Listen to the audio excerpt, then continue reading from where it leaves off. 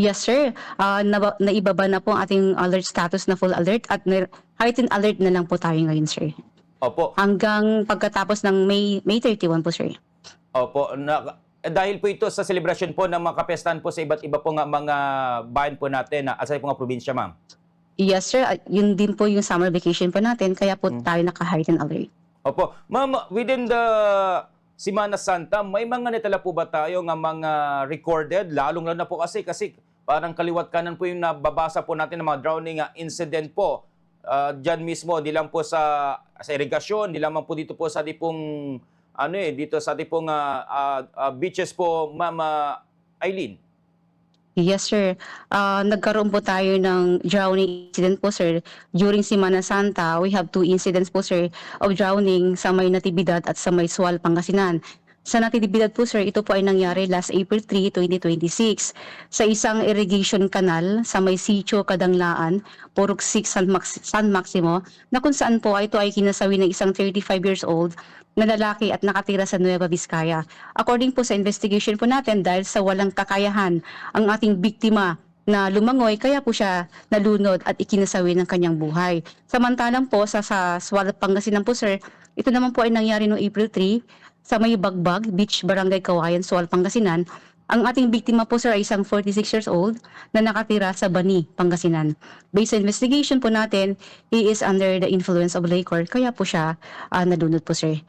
Dahil po sa agarang pag-rescue sa kanya, sir, ng ating PNP personnel, ng Maritime Group at ng SWAL PNP, siya po ay na-rescue at he is fully now recovered. Mm. And ma'am, ito naman po naitala po natin na ay mababa po ito kumpara po last year natin pong ginita po ang ganito pong observance po ng Holy Week.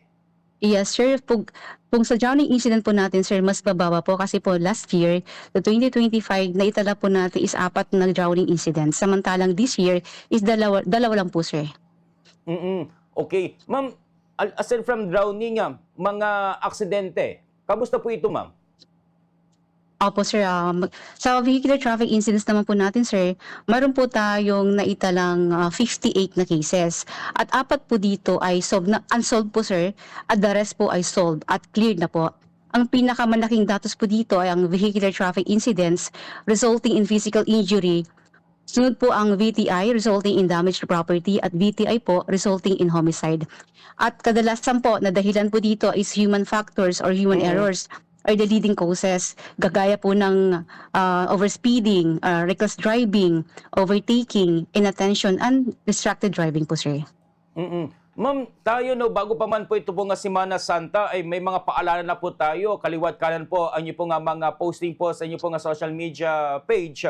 Ang Province of Pangasinan na Pangasinan Police Provincial Office.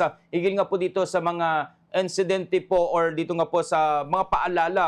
So right now po, ito naman pong mga recorded, kagaya po ng drowning na inyo po bilanggit na bumaba po ito. Ganyan din po sa mga traffic incident po natin na Mama Katugas.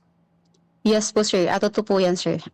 Sa traffic incidents po nabanggit natin kanina, sir, na mayroon po tayong, tignan ko lang po yung records natin, sir, sa traffic incidents. Sa kabuuan po, sir, kanina po, sir, sinabanggit ko kanina na mayroon po tayong 58, di po ba, sir? At 4 po dyan ay unsolved. Samantalang lahat po doon ay solved na po natin. Okay.